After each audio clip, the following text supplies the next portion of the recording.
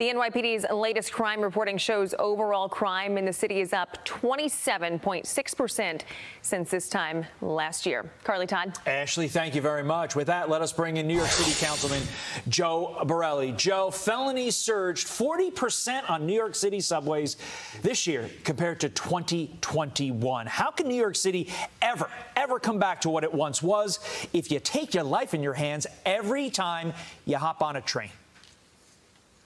Well, it can. As long as someone like Alvin Bragg is there, New York City will never be as safe as it was when Rudy Giuliani and then Mike Bloomberg and then even part of Bill de Blasio's term, we had the safest large city in America.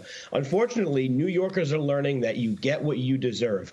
They overwhelmingly elected this guy, Alvin Bragg, who promised on day one to do exactly what he was doing.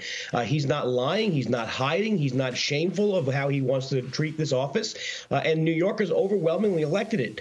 They also, by the way, Manhattanites overwhelmingly supported Kathy Hochul, and Lee Zeldin, her opponent, promised on day one to get rid of Alvin Bragg. So unfortunately, we're in this situation where Manhattanites are actually the ones causing this damage to themselves. The MTA says cops on the subway are reducing crime, but have the city leaders, have the state leaders gone far enough? These numbers would lead me to believe no.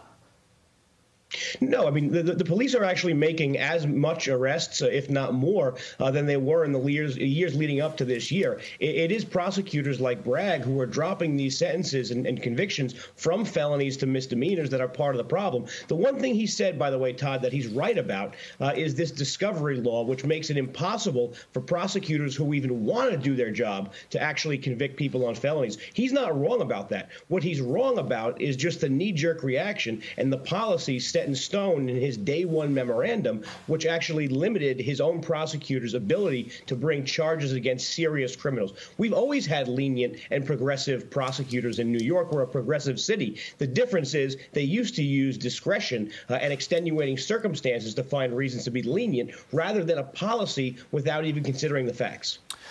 We heard D.A. Bragg say Lee Zeldin's campaign for governor was racist. Somehow he comes up to that conclusion. But you saw the numbers in Ashley's piece.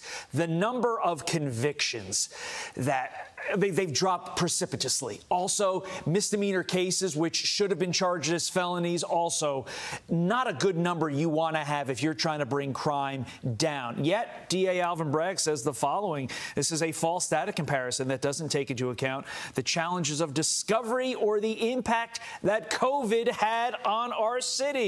Should COVID be an excuse, Joe? No. The excuse that Alvin Bragg has given about this, basically saying that it's COVID or even saying that Lee Zeldin's campaign was racist, are bizarre. This is someone who promised to decrease the number of people convicted of felonies. This is someone who promised to decrease the number of people who are convicted of misdemeanors. Now that those things are actually happening, people are upset, and he's trying to shift blame. He is as responsible for electing a House majority as Lee Zeldin, if you actually think about it. Crime was the #1 issue in New York State going into the midterms, and it was primarily crime focused on the streets of Manhattan and the subway systems of Manhattan. These are under his watch, and his failure is what led Republicans to make gains in the state. Finally, Joe, a New York City bill preventing landlords from performing criminal background checks is gaining some traction. Is this bill a good idea? No, this actually unites the Hatfields and the McCoys. This is something that landlords and tenants both do not want. Tenants do not want to be living next to people convicted of assault, of robbery, of rape, of God knows what. And when we have landlords who are proactively seeking to eliminate really negative influences in their own buildings, most tenants are happy about that. Most tenants are happy to be safe from people who might rob them or even worse. So this is a silly bill, and I bet it'll fail like it did last time. Mayor Adams saying no one should be denied housing because they were once engaged with the criminal justice system. We will see. Joe Borelli, thank you, sir.